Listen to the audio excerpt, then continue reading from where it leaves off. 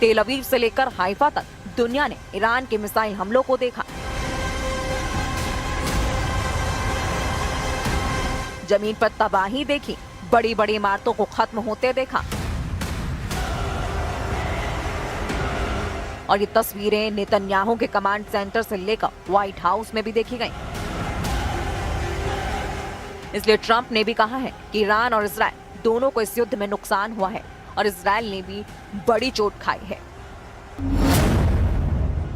इससे पहले इजराइल में विपक्ष के सांसद और पूर्व रक्षा मंत्री एविगडोर लिबरमैन कह चुके हैं कि ईरान इजराइल पर बड़ा हमला कर सकता है।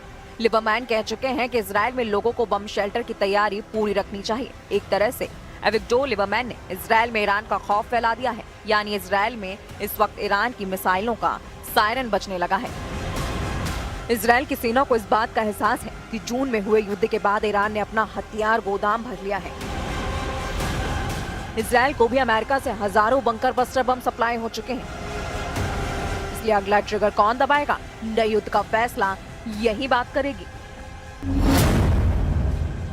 एविगडोर लिबरमैन ने कहा है कि ईरान इजराइल से बदला लेना चाहता है, इसलिए इजराइल को ईरान पर फिर से पहले हमला कर देना चाहिए। ईरान बदला जरूर लेगा, इजराइल पहले हमला करे। इसमें कोई शक नहीं कि नेतन्याहू बहुत दबाव में है। गाजा में युद्ध विराम के बाद उनकी सीना खाली है।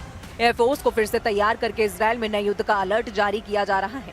एविगडोर लिबरमैन जिस तरह से ईरान को ललकार रहे हैं, उससे लगता है कि नेतन्याहू को कोई फैसला लेना होगा, क्योंकि अब इजराइल अंदर ईरान से फिर युद्ध करने का प्रेशर बढ़ने लगा है। लिबरमैन इजराइल में विपक्ष की पार्टी ये इजराइल बेतूनों के प्रमुख हैं। उनका कहना है कि ईरान को रोकने के लिए इजराइल के पास कोई और रास्ता नहीं है। इसलिए ईरान के बचे हुए परमाणु और मिसाइल ठिकानों को पूरी तरह बर्बाद कर देना चाहिए, और ये भी कि वो खुद मौसाद से कहेंगे कि ईरान में सत्ता बदलने के लिए काम किया जाए।